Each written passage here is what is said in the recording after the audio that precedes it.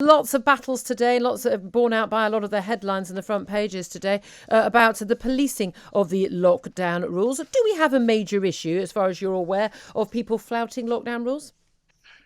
We do have a minority of people who are flouting the rules, and that's been the case since the very beginning of the lockdowns back in last year in March and April. It is a minority, but I think it's a somewhat growing minority of people.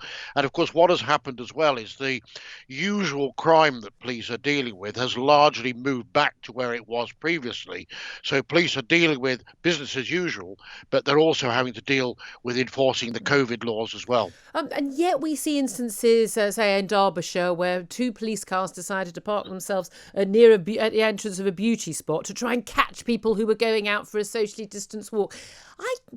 I'm sorry, I'm not entirely convinced police must be that overrun if they're having time to do things like that. Well, Derbyshire must speak for themselves. And of course, the Prime Minister must speak for why he was on a bicycle ride 7 miles away from where he lives. And again, this is the sort of fluidity of the rules that some people in government seem to apply to themselves and not to others. What we have done is taken a proportionate approach in the West Midlands, is where we engage with people, we talk to people, and then even only then, if people are ignoring the rules, we will then enforce.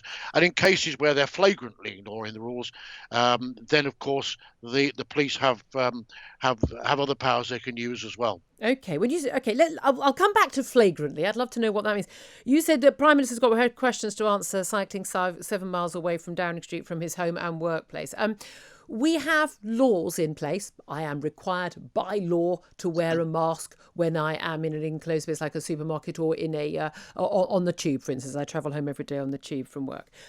There is guidance which suggests that people should exercise locally. One man's local is another man's not local, we could argue. Was Yeah. Boris Johnson breaking the law?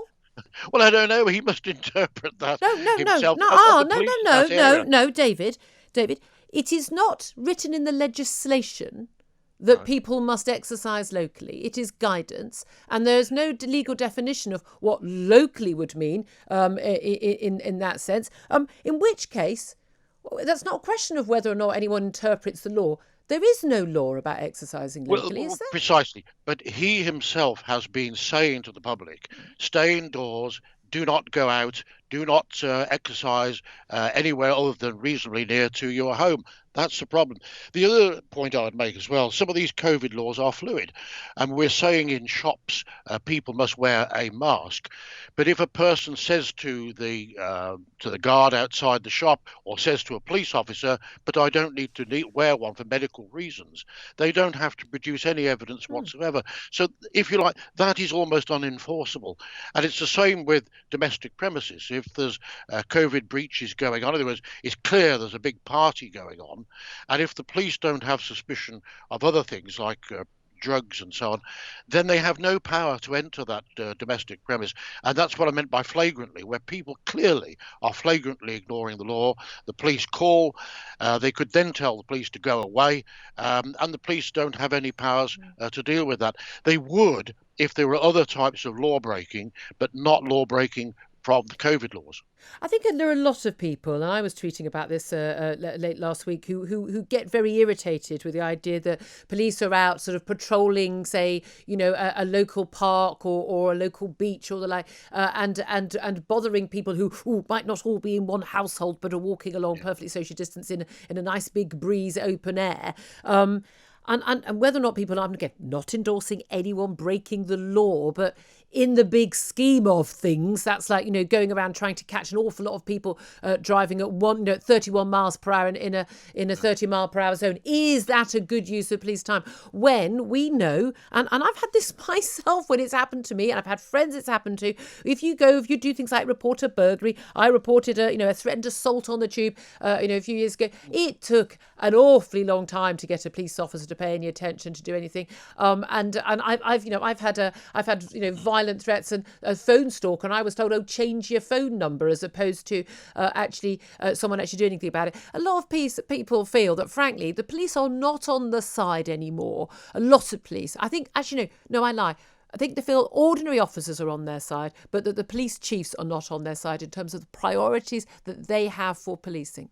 What do you make of that? I mean, it's the case as well that my chief and myself as well, we are frustrated that police are being called upon to do lots of things which really they'd ordinarily not want to do.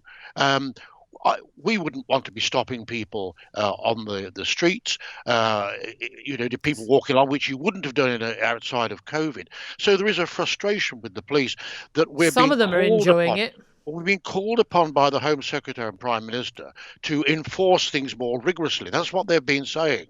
And yet, one, we don't have the resource, and two, there isn't the desire to be stopping people in all these circumstances, which actually, as you quite rightly say, cause people to then question whether the police are doing the right thing. That is not a good thing for policing. We police by consent in this country, and we want to continue doing that. Well, indeed, again, one of the reasons why we haven't had ID cards is that police officers don't have the right to just stop you and ask, have you got your ID card? Can I ask you also about the local elections? They also, on the 6th of May, the parliamentary, Scottish Parliament, Welsh Assembly, local mayoral elections, but also Police and Crime Commissioner elections as well. Do you think they should be postponed from the 6th of May? I think what the government should have been doing last year is preparing for an all postal vote election. We were asking them back in August and September, saying, look, prepare for this. They were saying, no, all is going to be well, all is going to be over by then. And if it's not safe to hold the elections in May, then we just can't hold them. It's as simple as that. But when are we going to hold them? Now, the Americans are in the same position as us. They've just elected a president. Even countries like Uganda, I think, are going to the polls this week. So other countries are finding ways of doing it. Surely this country, as the very heart of democracy, we should be actually finding ways of doing this. So I think the government should be making every effort possible to get the elections done in May and have an all postal vote election if possible. If not, this is going to drag on through the rest of this year and possibly into next year. That would be totally wrong. They must prepare now and do something now.